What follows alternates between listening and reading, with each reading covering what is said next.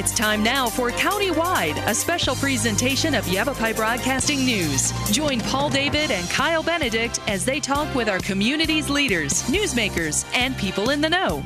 You'll hear about the hot topics that affect all our lives in Yavapai County. And now here's today's Countywide. Hello, welcome to Countywide. I'm Kyle Benedict. Today we're talking about fire conditions within the Sedona Fire District, that whole area, and also some things that the public, not just members, people who live in Sedona, but just around this entire region of the state, things that you can start doing now to prepare for this upcoming wildfire season, which is, I would say, here. We've had a lot of fires, talking about it in our newscast, popping up in the Verde Valley, up in the Flagstaff area, over in the Prescott area as well. So they're just, it's here. Conditions are dry. We've already had a few red flag days as well. And I'm here with Sedona Fire Marshal Gary Johnson, as well as a member, a Wildland Fire Management Officer, PJ Lingley. First of all, thanks for being here, guys, and kind of getting the word out, as I'm sure we were talking about beforehand. If wildfire season's here, right? Wildfire season is upon us. And it's important because, you know, within Sedona, of course, Oak Creek Canyon last year we had the slide fire, and that driving through there now, I mean, it looks like the recovery effort is going really well. And PJ, I know that's a lot because of work that you guys did early on, and also some stuff that people in the canyon did. First of all, being the Wildland Fire Management Officer, tell me a little bit about what you do and what that title means. So my job is a couple-fold. One is on the operations side, I'm responsible for response, making sure that everyone is on the same page, making sure that we have adequate resources available to the Sedona Fire District and the surrounding area should a fire break out. That includes the training, the materials. The other side, which is probably even more important, is I'm more involved with the prevention side on the Firewise, speaking with homeowners from the operation side and explaining how we do business when a fire does break out, how we operate so that they can make the appropriate changes to their landscape, to their home, to make it more protectable from a fire and let us do our job a little bit better. So, with the slide fire last year, I know myself and a lot of other people, when you heard that there was a fire in Oak Creek Canyon, I think a lot of people had in their mind this vision of a big wall of fire just kind of moving up the canyon and just being incredibly destructive, but that wasn't necessarily the case. And what do you say a lot of that, the reason why it didn't really devastate too many homes, or homes at all, I guess, and just kind of prevented from the entire canyon just being lost? So the slide fire went over 20,000 acres. It was a fast-moving fire from the start.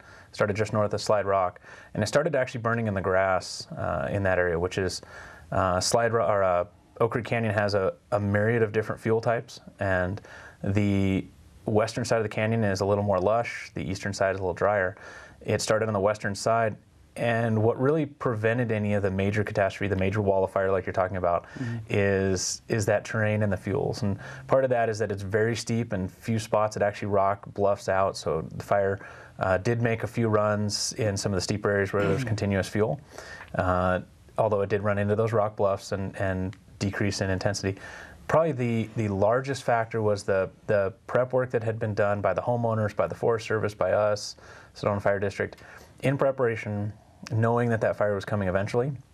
That allowed us, in the days following the start, we were able to burn off from behind the structures, from behind some of the values at risk, and we were able to create a low-intensity backing fire that actually herded the fire away from the canyon up on top. And once we got up on top, we were able to hold it at a couple of the roads due to another firing operation. And it went 20,000 acres, 20,000 plus.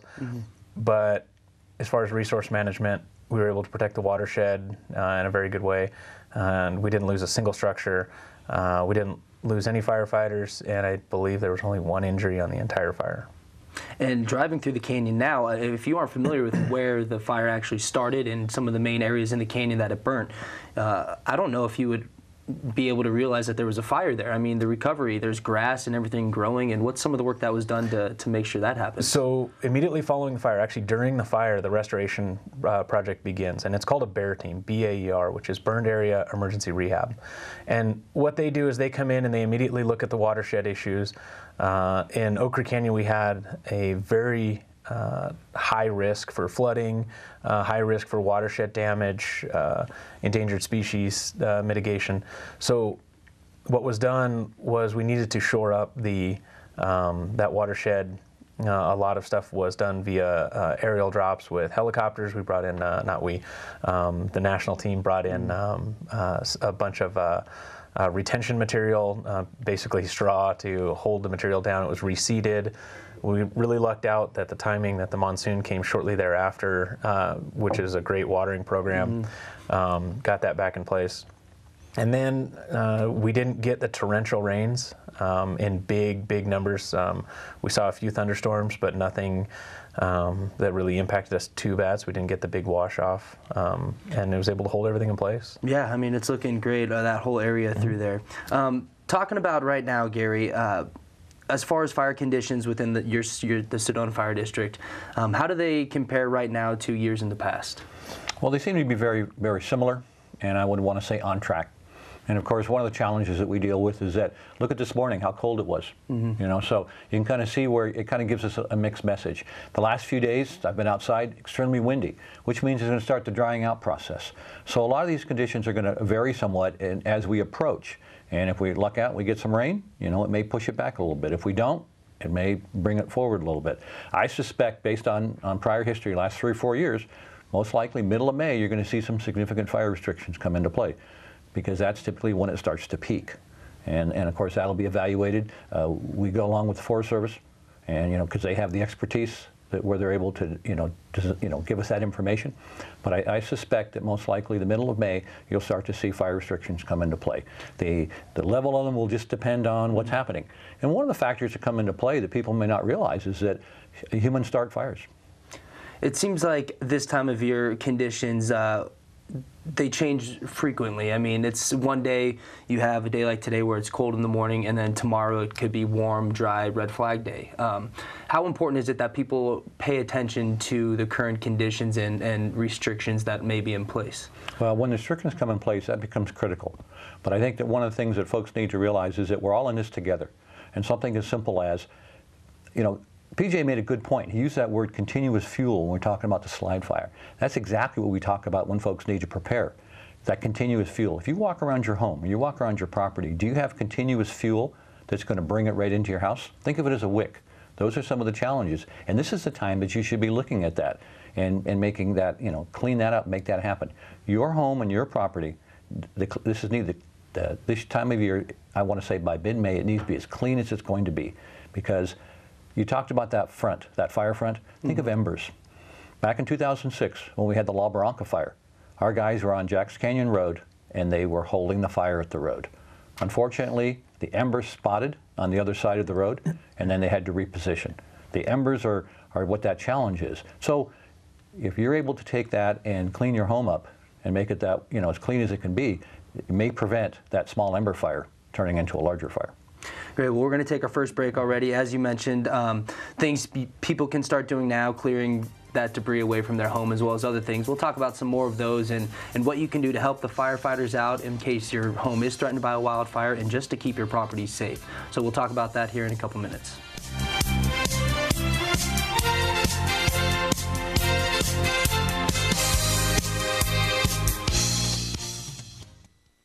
Headaches and back pain are two of the top reasons people choose Mosing Chiropractic. Dr. Mosing also treats symptoms of numbness and tingling, as well as those injured in auto or work accidents. Dr. Mosing uses gentle chiropractic techniques, as well as electric muscle stim and cold laser therapies. Call Dr. Mosing today at 634-0733. No spine left behind at Mosing Chiropractic.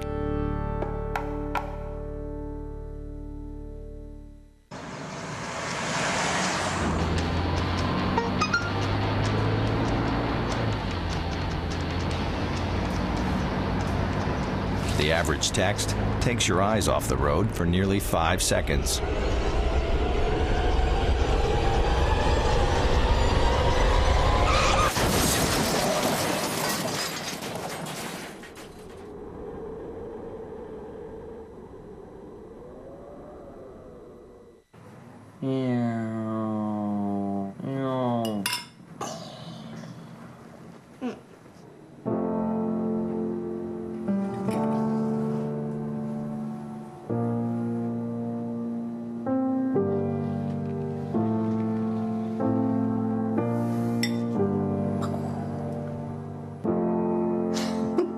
Visit aarp.org/caregiving for information on how to provide even better care for the person who wants to care of you. When I was in foster care, I never knew when I would have to move, so I always had my suitcase ready to go.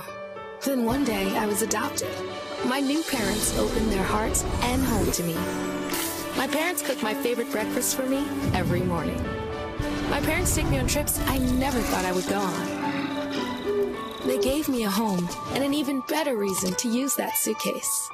My parents aren't perfect, but they're perfect for me.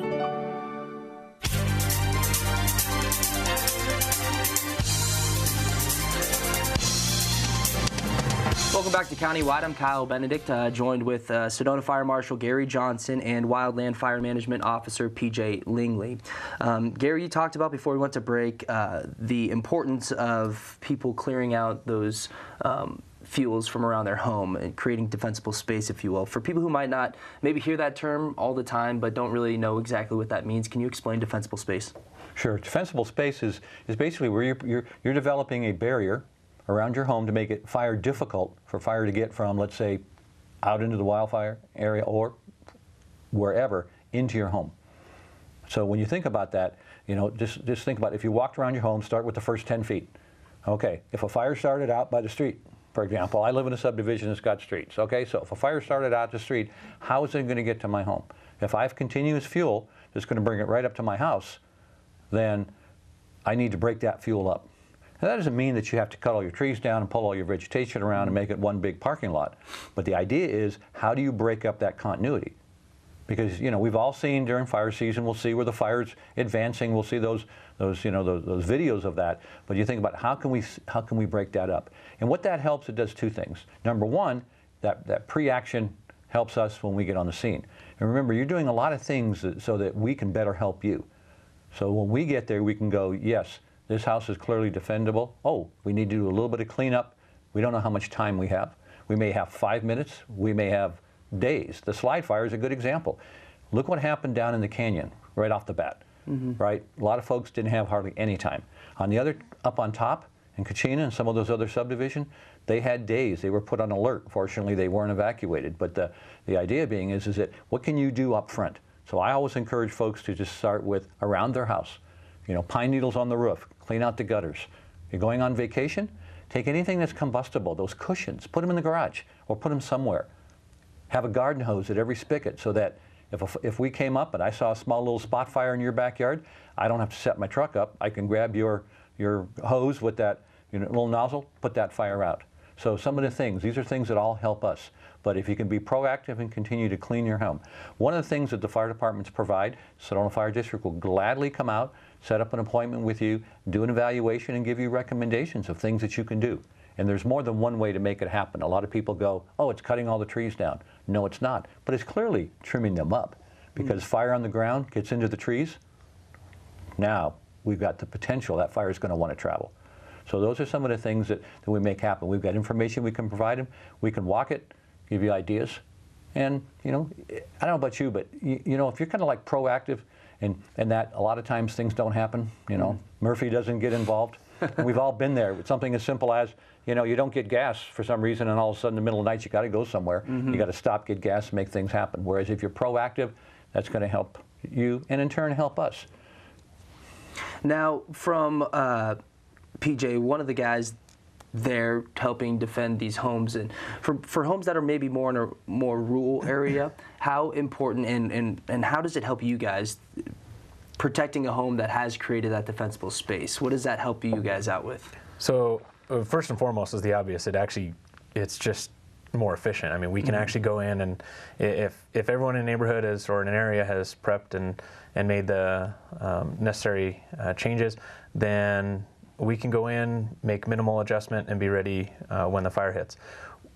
If nobody's done anything, we use a term called write-off, and that's because we only have so many resources. If I assign an engine to a neighborhood and they go in there and they tell me, you know what, there's 3 days worth of work and the fire's going to be here in a half an hour, there's nothing we can do.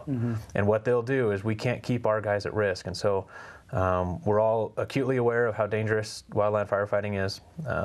And so one of the things that is on everyone's mind is, we're very cautious about our safety zones operating in an area. It's not like it's not a simple process. So if the guys on the ground cannot operate safely, they won't. And if your home is not, if the preparations haven't been made and you haven't made it as a priority as a homeowner, it's very difficult for our guys to do that. They'll go in and do the work they can. But if it's not safe to do so, they're not going to stay in there to protect your home. Gary mentioned clearing debris from your roof as well. Can you talk a little bit about wood shake shingles? Because I know that's something that causes a big problem for some of these, especially older homes. But can you talk about the danger of those? Sure. And I got to take a step back on that. One of the misconceptions about fire is that the big flaming front is going to burn your home up. Simply not true. The science has proven it over and over again that while that does cause some structures to burn, the vast majority are burnt by ember wash. And so that's from a fire that's a mile away, 2 miles away, dropping embers on your home. Well, when it drops embers on your home, the most reticent fuel source is usually your roof. And if you have an asphalt roof or a tile, a metal roof, that's usually not a problem. If you have a wood shake roof or a wood shake sided home, all those little nooks and crannies can catch those embers. It's a receptive fuel bed, and fire doesn't care, it just looks at fuel. And so if your home is a receptive fuel bed, and including your wood shake roof, the other side to that is if you have a metal roof or an asphalt roof, and you have pine needles on your roof or any kind of vegetation that drops material, all that stuff is flammable, and even the best materials out there will still allow fire through eventually. And so we recommend getting up there and clearing them, clearing your gutters. I can't tell you how many fires I've seen from embers catching in gutters. They do wonders for water, but wherever the water goes, fire goes. So it does clear those gutters out. It makes our world so much easier because we can come in, prep, do what we need to do, and leave. And as we mentioned, I mean, it's time. The time is now, if not earlier, to start preparing your home for all this. Gary, education, I know, is a big part to help preventing these fires and preventing structures from being damaged. What are you guys doing to kind of educate the public? And I know that with Sedona specifically, it's you get a lot of visitors from out of town. How do you make sure those people are informed when they come here, especially during the summer months? One of the ways that we do it is that we impact a lot of the folks. Let's just use the canyon, for example. The folks that live up in the canyon and those that run the resorts and so forth are well aware. That's their home. So we make sure they're up to speed and they understand what's going on, what the conditions are, and so forth. And then they're able to convey that. So it is a balance, because we don't want to say, firefighter, something's going to happen. We want them to be aware of it. And again, we go into the camp hosts, for example. Their responsibility is to interact with those folks and make sure they're doing appropriate actions. When fire restrictions come into play, again, we will go out and advocate that and promote it. A good example is here. You'll get a copy of my press release. You'll probably call me up. When I'm done with this, I'm actually going to another meeting in which I'm going to start talking about this again. So it's kind of bringing up that heightened awareness. And again, if we can have everyone looking out for everyone, because yes, we may have somebody who comes and isn't really aware of that. Maybe where they live, wildfires isn't an issue. So we all need to, to look out for each other. A good example is, you're up camping, right? Folks across from your way, they break their camp and off they go, but you notice that their campfire is still smoking a little bit. Don't just say, oh, well, it'll be okay. No, if they're gone, go over there, put it out. I'm not advocating people go and confront folks, but what I am saying is, if you see something in an abandoned campground, fire, take care of that. Be a little proactive, because that could be the one that makes the start. And we're all, as I use the term, we're all in this together. Great. Well, we already have to take our second break. Sitting down with Fire Marshal over at the Sedona Fire District, Gary Johnson, and their Wildland Fire Management Officer, PJ Lingley. This is Countywide. We'll be right back in a few minutes.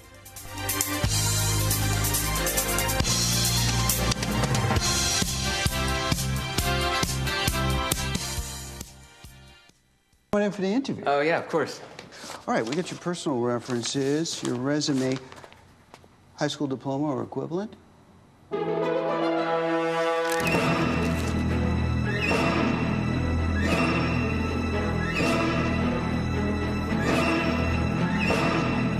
Skip the drama. Get your diploma. Yes, it's right there. Great. Take that first step towards a better future. Find free adult education classes at finishyourdiploma.org.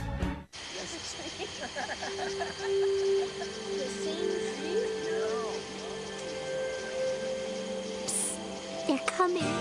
Places, everybody. Light check. 1, 2, 1, 2. Everything looks good on our end. And lights. Come alive with the forest. Visit discovertheforest.org to find a forest near you.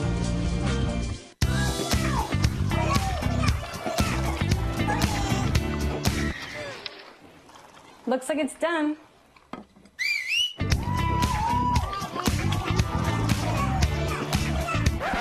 Don't let salmonella get funky with your chicken. On average, 1 in 6 Americans will get a foodborne illness this year. You can't see these microbes, but they might be there. So learn the right temperature to cook each type of meat. Keep your family safe at foodsafety.gov. Headaches and back pain are 2 of the top reasons people choose Mosing Chiropractic. Dr. Mosing also treats symptoms of numbness and tingling, as well as those injured in auto or work accidents. Dr. Mosing uses gentle chiropractic techniques, as well as electric muscle stim and cold laser therapies. Call Dr. Mosing today at 634-0733. No spine left behind at Mosing Chiropractic.